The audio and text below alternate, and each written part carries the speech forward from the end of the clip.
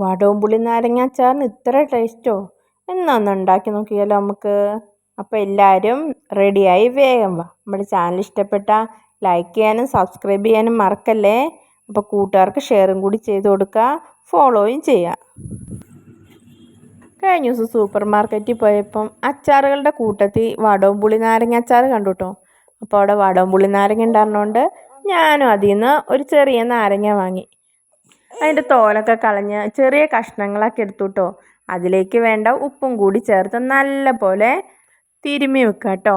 നമ്മൾ ഉപ്പ് ചേർക്കുമ്പോൾ കല്ലുപ്പ് തന്നെ ചേർക്കാൻ നോക്കുക, അതൊരു വേറൊരു ടേസ്റ്റ് തന്നെയാണ് കേട്ടോ. അപ്പം ഞാൻ പിന്നെ 2-3 മണിക്കൂറിന് ശേഷം കേട്ടോ അച്ചാറുണ്ടാക്കാൻ തുടങ്ങിയത്. അതിൻ്റെ ഇടയ്ക്ക് ഞാൻ കുറച്ച് മുളകും പൊടിയും കൂടി ഈ നാരങ്ങയിലേക്ക് ഇട്ട് യോജിപ്പിച്ചെടുത്തിരുന്നു കേട്ടോ. പക്ഷേ വീഡിയോ എഡിറ്റ് ചെയ്തപ്പോൾ അത് കാണാനില്ല. പിന്നെ കുറച്ച് പച്ചമുളകും ഇഞ്ചിയും വെളുത്തുള്ളിയും കൂടി എടുത്ത് അതും കൂടി മിക്സി ജാറിൽ അരച്ചെടുത്തു. അപ്പോൾ നമ്മുടെ ചട്ടിയിൽ കുറച്ച് വെളിച്ചെണ്ണ ഒഴിക്കുക, അല്ലെങ്കിൽ നല്ലെണ്ണയാണ് നല്ലത്. നല്ലെണ്ണ ഉണ്ടായിരുന്നില്ല, അതുകൊണ്ട് ഞാൻ കുറച്ച് വെളിച്ചെണ്ണ ഒഴിച്ച് കടുക് പൊട്ടിച്ചെടുത്തു കേട്ടോ. അതിലേക്ക് നമ്മൾ അരച്ച് വെച്ച ഇഞ്ചിയും വെളുത്തുള്ളിയും പച്ചമുളകും കൂടി ഇട്ട് നല്ല പോലെ വഴറ്റിയെടുക്കുക. അച്ചാറുണ്ടാക്കുമ്പോൾ ഇങ്ങനെ ചതച്ച് മസാല ഇട്ട് വഴറ്റി ഒന്ന് എടുത്ത് നോക്കണം കേട്ടോ. വേറൊരു ടേസ്റ്റ് തന്നെയാണ് അച്ചാറിന്. ഞാനിതിലേക്ക് ഉലുവയും കടുകൊന്നും വറുത്ത് പൊടിച്ചിടുന്നില്ല. നിങ്ങൾ ഇങ്ങനെ ഒന്ന് ഉണ്ടാക്കി നോക്കണം. ഉലുവയും കടുകും വറുത്ത് പൊടിച്ചിടുമ്പോൾ ഒരു ചെറിയൊരു കൈക്കണ കുത്ത് വരുന്നത് എനിക്ക് തോന്നി. അതുകൊണ്ടാട്ടോ ഞാൻ ഇതിലേക്ക് അതൊന്നും ചേർക്കാത്തത്.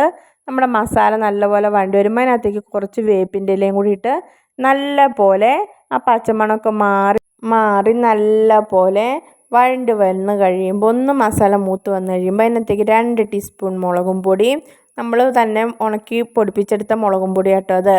മുളകും പൊടി, അതിലേക്ക് കുറച്ച് കായപ്പൊടിയും കൂടി ഇട്ട് നല്ല പോലെ വഴറ്റുക.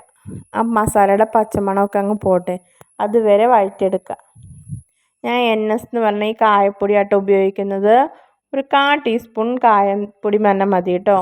അതും കൂടി ഇട്ട് നല്ല പോലെ യോജിപ്പിച്ചെടുക്കുക. നിങ്ങൾ അച്ചാറിടുമ്പോൾ ഇങ്ങനെ ഒന്ന് ഇട്ട് നോക്കണം കേട്ടോ.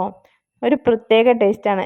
നാരങ്ങയുടെ ആ പുളിയും ഇതൊന്നും ഇല്ലാതെ നല്ല പോലെ. ചിലർ പറയും ഈ നാരങ്ങ ഇട്ട് ഒരു കയ്പ്പാന്ന്, പക്ഷെ ഒരു കയ്പ്പുമില്ല.